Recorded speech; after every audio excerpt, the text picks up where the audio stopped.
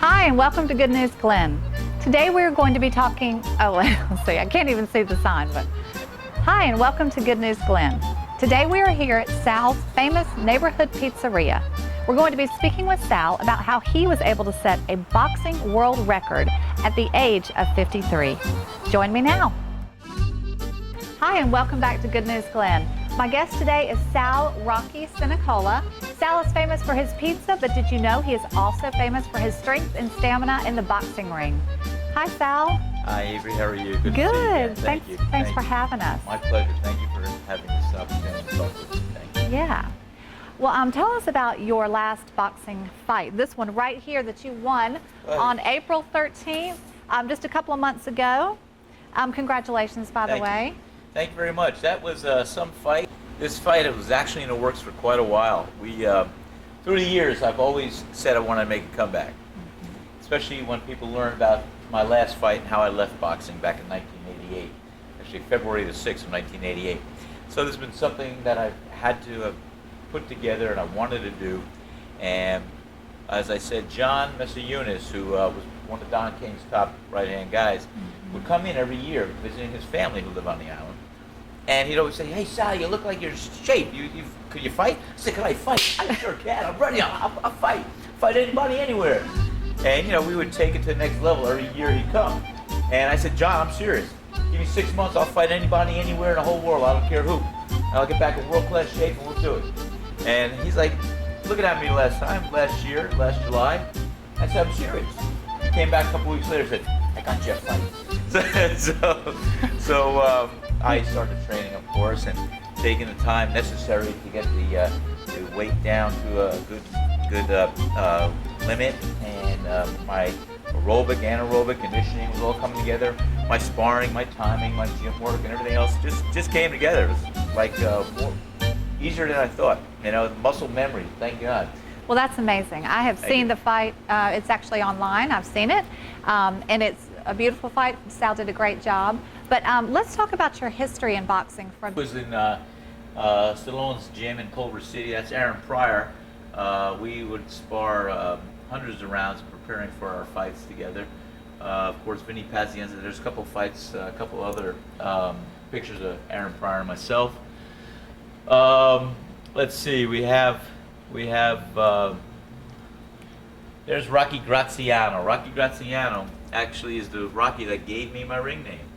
Rocky was friends of mine, and I had the opportunity to spend a lot of time with Rocky while I was training, and he also came to my first 4 pro fights. And after my 4th fight in victory, came to my dressing room and he said, "Hey, Sal, what's with you? You're doing great. You look like me when I fought. You punch like me.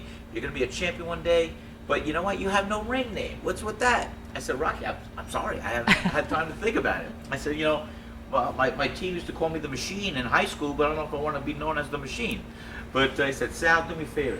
Take my name, Rocky. It'll bring you luck for the rest of your life, and you'd wear it well." I said, "Well, Rocky, I'm honored.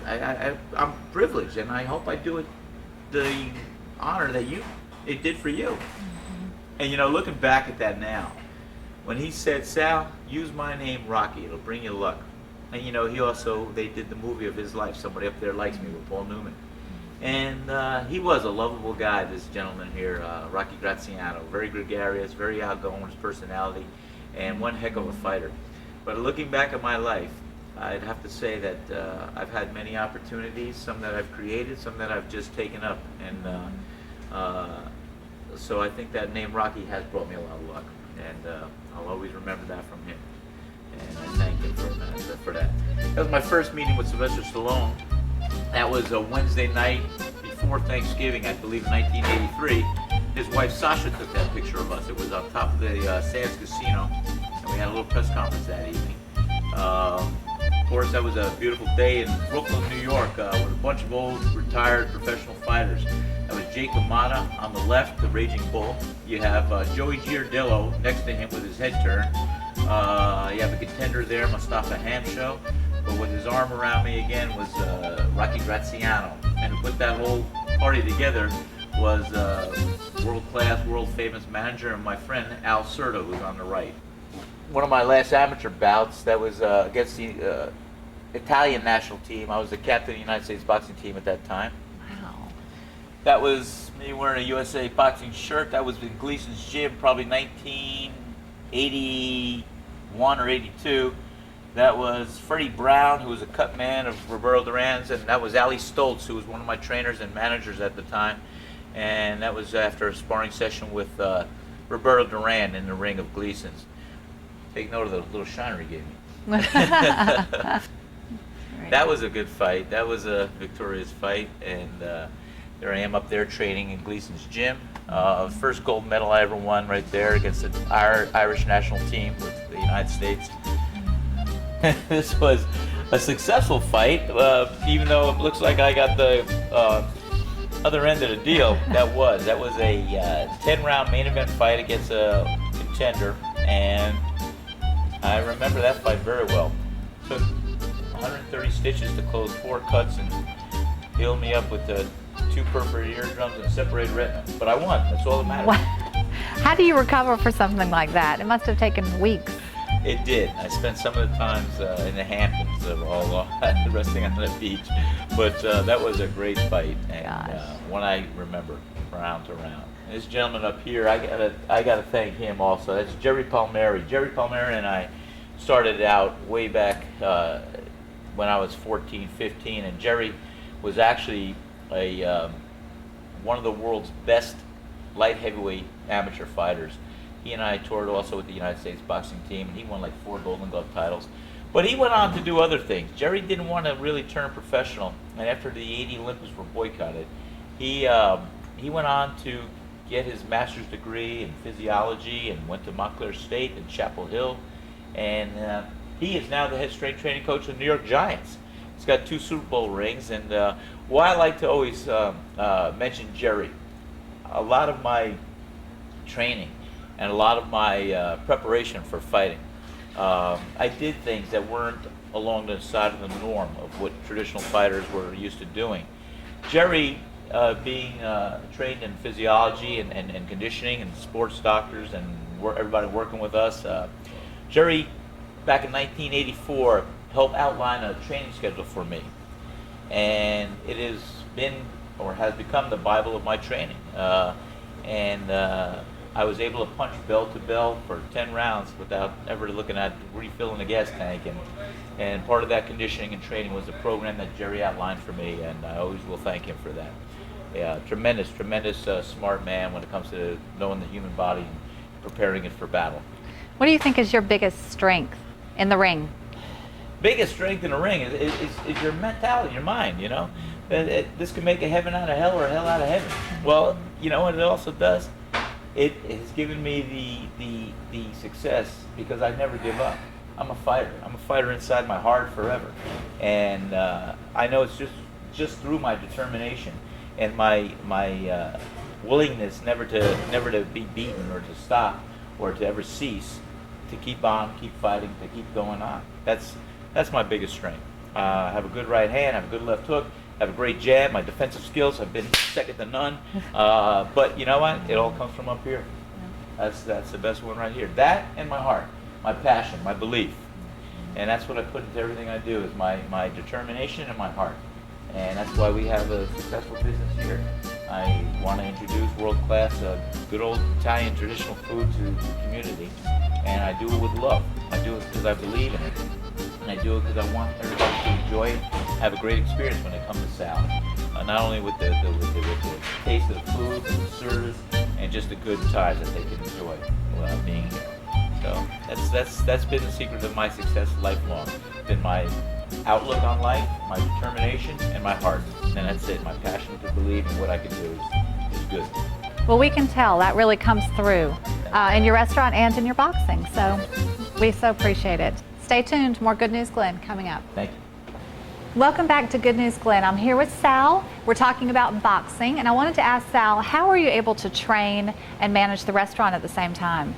Well, you know, that's I could tell you some stories that you would not believe that happened during my course of training. But for the most part, I will have to compliment my staff. I have a great world-class staff that has enabled me to do those things when I would leave here once in a while, to go take the time necessary to prepare myself and train for this fight. And what did you do every day? Did you run? I mean, are you just in the ring every day, or you? You'd run. I had 2 or 3 workouts per day, and again, I came down from about 193 pounds to get down to about 155, 150, and but I would run in the mornings between 3 and 5 miles, and I do my running as I believe was one program for my fighting to take place. In other words, you fight like you train like you fight. So I'm doing my sprints, my intervals, and my hard running just to change it up, to get my aerobic and anaerobic conditioning all up to par. Right. And that's it. So Yeah. I was fortunate enough to have the time that I needed necessary to do my runs in the morning, my gym work in the afternoon. That includes the bag work, the punch mitts, the sparring, and everything we needed necessary to do. That's awesome. Thank you. Tell me about where all the money went. I heard it all went to charity for All the went money to from the charity. fight. Tell me about the Queen of Hearts Foundation. Queen of Hearts Foundation is out of Florida, and it's a beautiful foundation, excellent foundation, and I really felt good about donating 100% of my purse to this foundation, and because this was all just for me to do for my personal things that we needed to do, and to satisfy that burning heart in my body to come back with that fight. But the monies all went to the Queen of Hearts. And the Queen of Hearts Foundation is one that is a foundation that pays for the rehabilitation and the treatment necessary for children born with birth defects. And we wanted kids, not only did I have a fighting chance, but we wanted the kids to have a fighting chance in life. And anything we can do to help the kids, that's what it's all about. Our future is with the children today. That's great. What's next for you? Are you going to prepare for another fight, or what is your next project? Well, I would love to fight, and the young 25-year-old inside of me that still feels he can get out there and fight world class every month says, yeah, go on.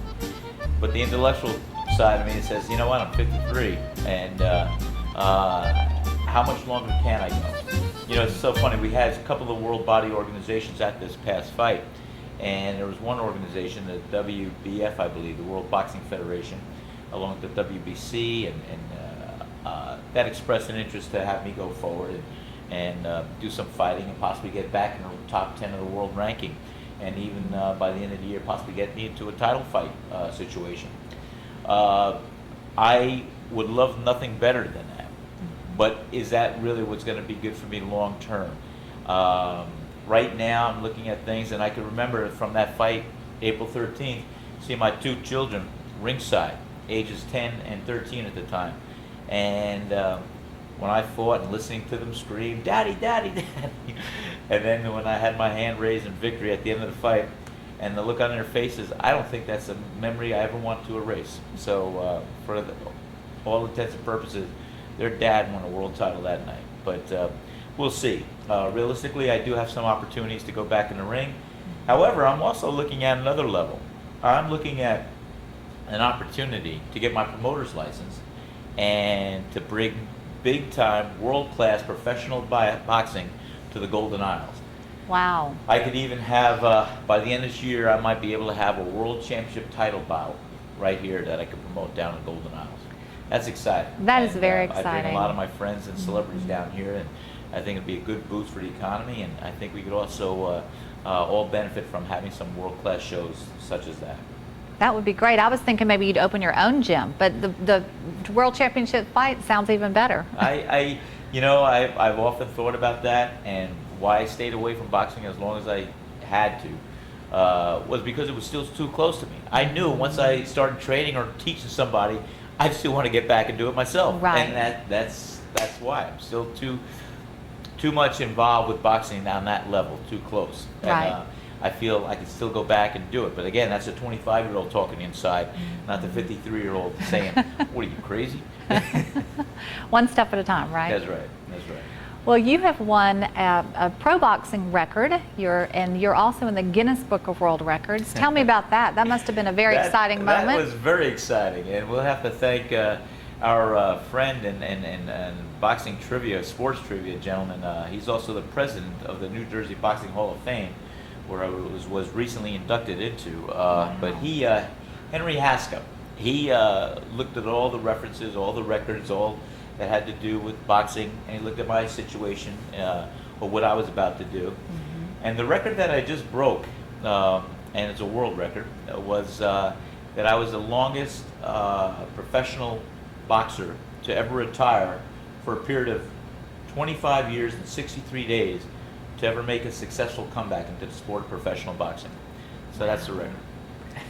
That is amazing. Yeah, Your thank you. story is unbelievable and truly inspiring. And we just want to thank you so much for sharing it with us today. Thank you. I appreciate having the opportunity. In fact, we've had some other people express to doing some maybe documentary films and maybe some books. So so we'll see what happens. I'm just gonna leave it to my manager's hands upstairs and see what happens. Right. Well, thank you for letting us be here. In a moment, we may go back in the kitchen with Sal and take a look at Sal making a pizza for us. Okay. Thank you. Thank you.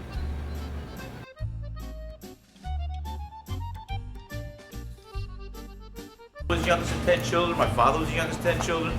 So I was a baby cousin to all these guys and gals that had restaurants and had pizzerias and had banquet halls. And I was the baby cousin they call on to try and, hey, get Sal, he'll sweep the floor, get Sal, he'll make the dough, he'll do this. And I did, so I learned.